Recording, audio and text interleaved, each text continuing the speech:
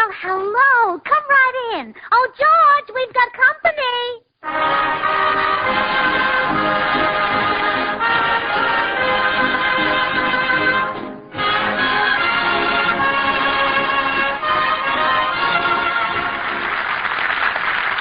Well, now it's morning at the Burns home, and we find Gracie in the kitchen getting breakfast, while her little duck Herman looks on hungrily. Oh, no, Herman. I know the bacon smells good, but you can't have any. No, I'm sorry, darling. The bacon is rationed, and ducks don't get ration books. Oh, Herman! That's not a nice thing to call the OPA.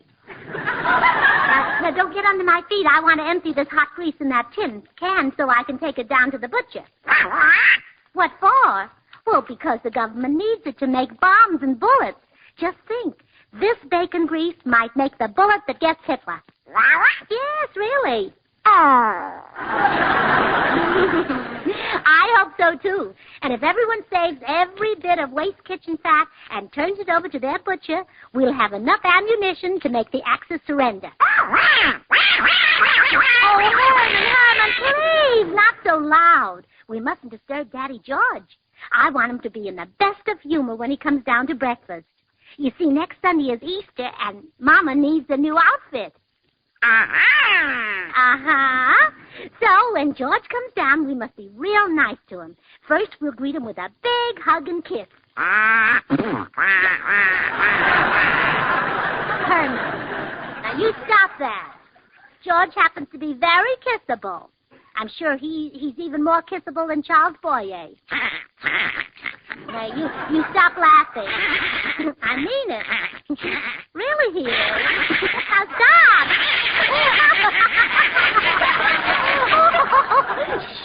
Here comes your daddy. Now, I'll flatter him into buying me a new Easter outfit.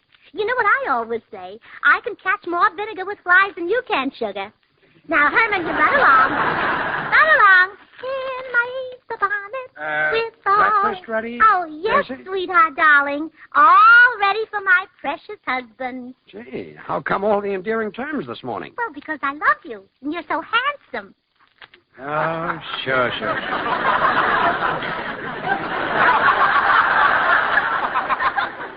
Sit down and let's eat. Oh, no, dear. You eat and I'll wait on you. After all, you're the master and I'm your slave. Gracie. Yes, boss? Look, let's just eat breakfast. Oh, all right. Do you notice something special about the toast this morning? What? I didn't burn it. How come? I didn't toast it. Well, congratulations. Oh, I want this to be a jolly breakfast. Would you like me to tell you a joke? No, I don't. Now, stop me if you've heard it. Two men met on a street corner, and one of the men was carrying a watermelon. Have you heard it? No. Oh. Well, that's too bad, because I've forgotten the rest of it. Yeah, well, now let's... In my Easter bonnet, with all the frills upon it, I'll be the grandest lady in the Easter parade. You know what that was I just sang? Easter parade. Say, that reminds me. Easter will soon be here. It will? Oh, my goodness, I hadn't even given it a thought. Really? Yes, and after what happened to Mrs. Palmtag, too. What happened to her? Well, yesterday morning, Mrs. Palmtag picked up her breakfast plate, and guess what she found under it? What? $50 her husband had put there for her Easter outfit. Well, that's nice, Well, but... I'm off to the kitchen, dear. That's right over there. Gracie, come back here. Look, was all this build-up to get money for an Easter outfit? Why, George, whatever gave you that idea? Now, look, sweetheart, you don't have to go to all this trouble. Why don't you just come right out and ask me? It'd be a lot simpler. Oh, all right. George, can I have a new Easter outfit? No. No? No, you have plenty of clothes, and we've got to cut down our spending. But, George... Forget it, darling. No new Easter outfit this year. I'm going into the den to finish my breakfast. Well, I like that.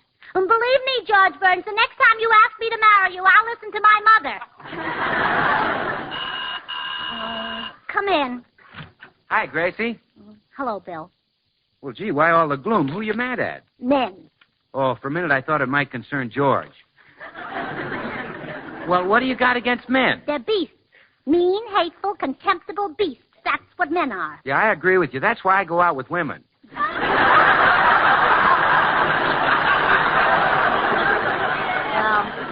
George is the biggest beast of them all. He won't give me the money for a new Easter outfit. Phil, why don't you go in and see if you can get George to give me the $50? Well, Gracie, I make it a rule never to interfere between husband and wife. You know. Oh, all right, Bill. You don't want to help me. I won't hold it against you.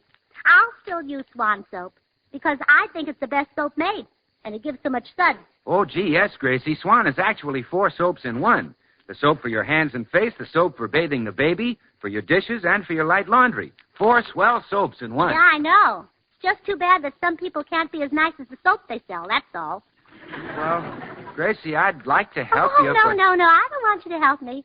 There's no hard feelings. I'll still use Swan to wash out my nice things and for washing the dishes, because Swan is so mild it helps keep my hands soft and lovely, and it gives so much suds. Gee, Gracie, what you just said was beautiful. Maybe I can go in and talk to George. Oh, no, Bill, it's all right. Gracie, you've got to let me talk to George. He doesn't appreciate a wife who knows that Swan is her best wartime buy because it's 4 swell soaps in one. A toilet soap, a baby soap, and a soap for dishes and light laundry. Where is he? Oh, no, Bill, I wouldn't have you talk to George for anything in the world. You'll find him in the library. Oh, hello, Bill. Well, shame on you for not letting Gracie have an Easter outfit when it gives so much suds.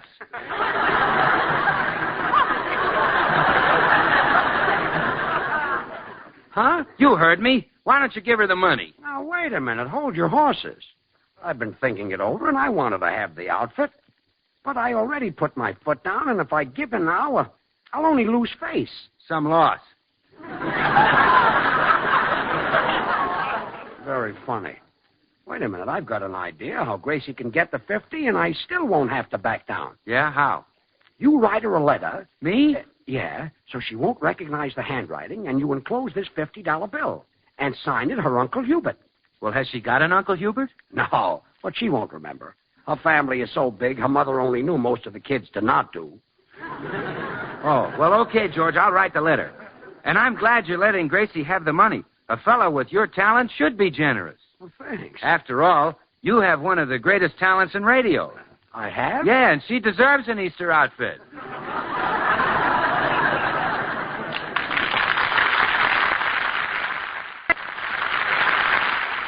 Hey, look, Bill, here comes the postman. Are you sure you mailed that letter to Gracie? Yeah, and I put the $50 in it. Now, don't worry. Well, tell me, what did you say in the letter? Oh, you'll find out. But I still don't know why you didn't just hand Gracie the money, George, instead of having me write a letter from a phony Uncle Hubert. Bill, I had my reasons. Someday you might marry a girl like Gracie. So just take it easy. Well, if I marry a girl like Gracie, I can afford to take it easy.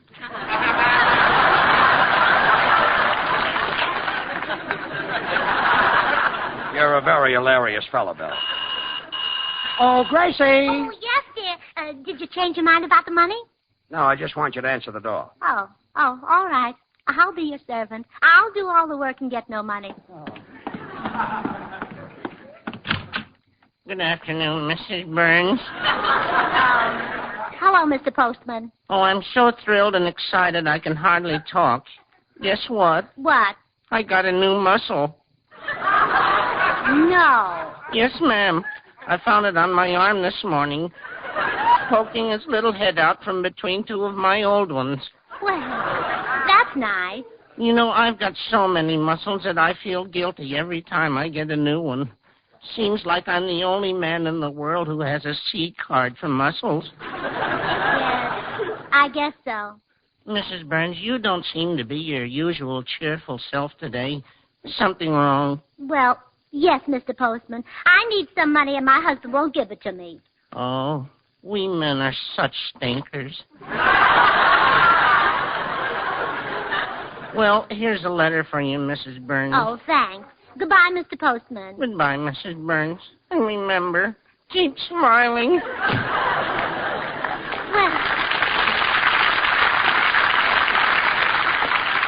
I wonder what this is. Oh, my goodness. Oh, George, Bill, look. What? What is it? Our letter with $50 in it. Well, now who in the world could that be from? Oh, what a ham. Oh, Gracie, what does it say? Well, it says, Dear Gracie, I'll bet you're surprised to hear from your old Uncle Hubert. Well, imagine that, Uncle Hubert. Well, read on. I heard that you got married to a man named Burns some time ago. Your mother tells me that he isn't the brightest man in the world, but she does admit that he's one of the ugliest.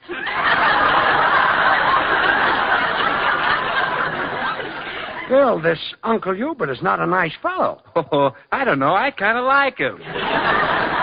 Go ahead, Gracie. Your mother also told me that your husband's fingers are completely covered with eagle feathers from squeezing every quarter he gets his hands on. Bill, this Uncle Hubert is going to get a punch in the nose. Well, why tell me, George? Tell Uncle Hubert. Well, what else does he say, Gracie? Therefore, my dear niece, I'm enclosing this $50, which you may spend in any way you see fit.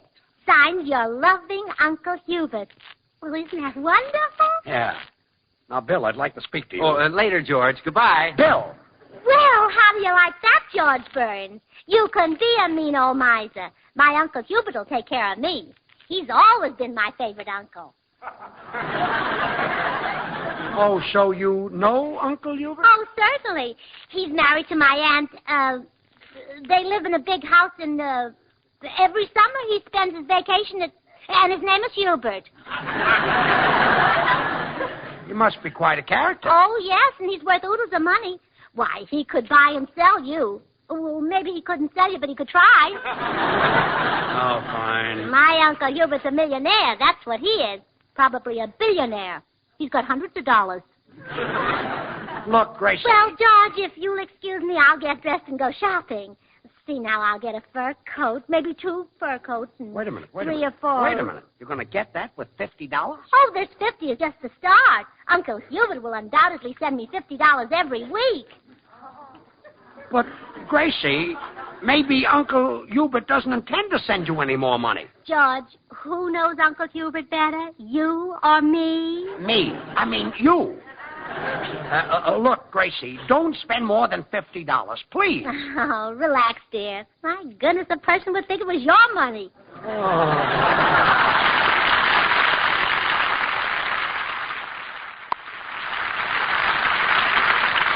Well, that phony Uncle Hubert that George dreamed up really backfired on him. However, he knows a certain broken-down actor who hangs around the corner pool room. So we find him at the pool room now, trying to make a deal with the fellow. Now, look, my good friend, I have a proposition for you. You were an actor, weren't you? We're an actor. My good man, I am an actor. I merely happen to be between engagements at the moment. When was your last engagement? Not quite 14 years ago.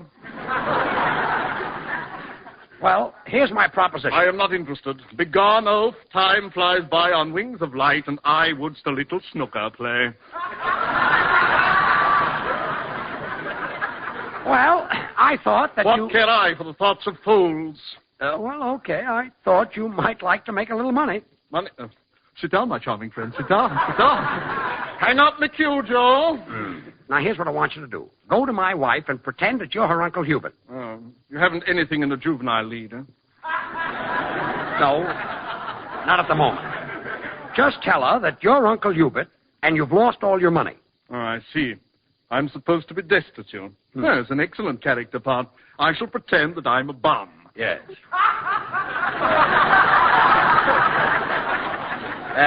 Try to make it believable. Now, have you got it straight? Oh, naturally. I enter left, a brave, pitiful figure in tatters, but chin up. I take her hands in mine.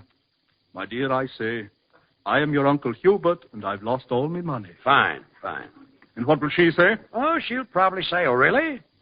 She hasn't much of a part, has she? Look, she isn't acting, you are. Oh, you may depend upon me, sir. Now then, shall we discuss the financial terms of this little deal? Naturally, you realize my services do not come cheaply. Naturally. I'll give you $2. $2? Do you think that I would give my great histrionic talents for such a miserable pittance? Do you think that I, who trod the boards with Sir Henry Irving, would lower myself to such depth for a paltry $2? Okay, 2.5. It's a deal. Well, fine. Here's the address. Now get going. The house is right down the There street. you are, George. Well, who's your friend? I, sir, am a famous Shakespearean actor. Oh, why, sure. You're Oh, gee, I'll never forget the night you opened in Hamlet. What a thrill.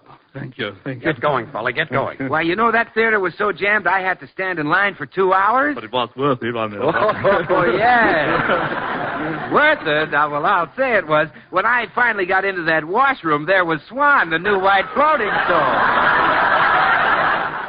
Bill, let the man go. Gracie will spend the money. Just a moment, Mr. Burns, my dear character. Do you mean to infer that the brand of soap in the washroom is a greater attraction than I? Well, how many roles did you play? 3. I was a messenger, a spear carrier, and an offstage mumble. Oh, well, there you are. Swan Soap plays 4 roles. It's 4 soaps in one. It's the soap for dishes, for light laundry, for bathing the baby, and it's the soap for your hands and face. You see, 4 great soaps in one. Bill, for heaven's sake, let the man Well, go. comparing me to a soap, why, was sensational. I received a tremendous hand. Well, tremendous hands are important, but let's not forget that little hands deserve attention, too. What is more precious than a little baby? Oh. Yes, sir. That's why you should bathe that baby with Swan.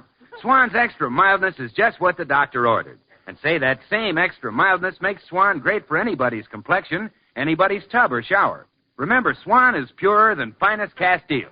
Well, look, Shakespeare. Huh? Do you want to earn the $250 or don't you? Oh, I do. Well, then get going. Do your stuff. Never fear. I'll give a performance that will break her heart in 2. Oh, I forgot to tell you. Swan breaks in 2, too. So you can use 1/2 for dishes and laundry. Out, both of you, out.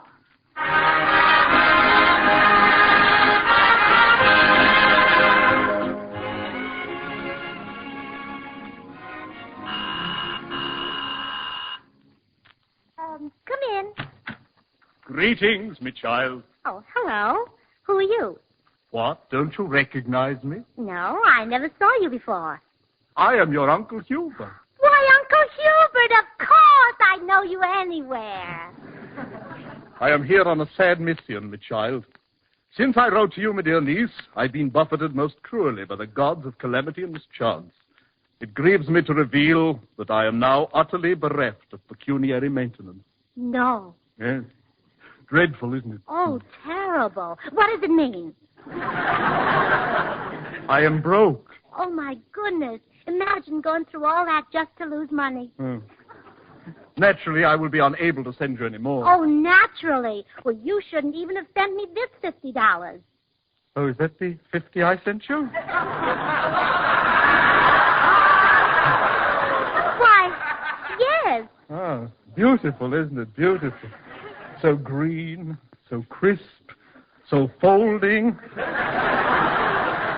And I so destitute. Well, here, Uncle Hubert, you take it back. Oh, no, I couldn't think of Oh, it. please take it. Oh, no, really, I shouldn't. Well, if you don't think you should. Give it to me. Oh! Well, I must be on my way now. Oh, no, well. wait a minute, Uncle Hubert. You know I'm an expert on our family history, but I just can't seem to place you. Oh, it really doesn't matter. Oh, no, wait, I'm sure I can trace you down. But really, my Oh, dear... no, don't tell me. I'd rather figure this out for myself. Now, let's see. The first Allen came to America in 1683. His name was Jonathan, and he married Charity Barebones, the well-digger. You're starting in 1683. Yes, I want to be accurate. Now, Jonathan and Charity found that they had absolutely nothing in common, so after 5 years they separated, and she kept the 5 children. Now, look, my dear... See, there were 2 sons, James and Jeremiah, 2 daughters, Faith and Hope, and 1 moron, Makepeace. Do you realize that this may take hours, even days? Oh, I don't mind. Now, first we'll take James. At the age of 15, he was thrown out of Massachusetts for stealing a windmill and went to New York where he married Katrinka Van Winkle, a Dutch girl who made cheese out of buffalo milk. Now, please, I said to... Oh, no, wait. Isn't that your husband coming up the walk? Where? Oh, yes. Egad, I'm undone. You are. I hope it's only your shoelaces. I'll just slip out the back way. Goodbye.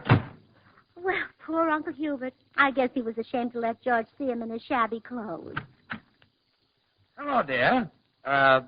Anybody been here while I was gone? Yes, my Uncle Hubert, and guess what? He's lost all his money. Well, isn't that a shame? Yes. So naturally, I gave him back his $50. You gave him the $50? Well, it was his money, wasn't it? Oh, yes, but what about your Easter outfit? Well, I'll do without a new outfit, George. I'll just wear the one I bought yesterday.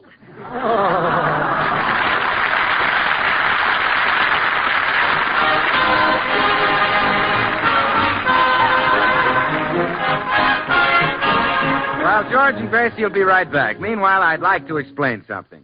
Because Swan is 4 soaps in one, well, when you buy Swan, you don't have to buy easily wasted package soaps for your dishes, or a special soap for your light laundry, nor do you have to buy high-priced toilet soaps for your bath or shower, your hands and face. Swan does all those jobs. And don't forget, Swan is purer than finest Castiles. So you see, Swan is your best wartime buy, because you get 4 great soaps in one. And now here they are, George and Gracie. Let me see now. In 1817, my great Aunt Mabel Dara on my mother's side married Hubble Robinson, a bustle salesman. And then... Gracie, there's no use trying to trace that fellow. He was nothing but a pool... A pool room bum? Yes.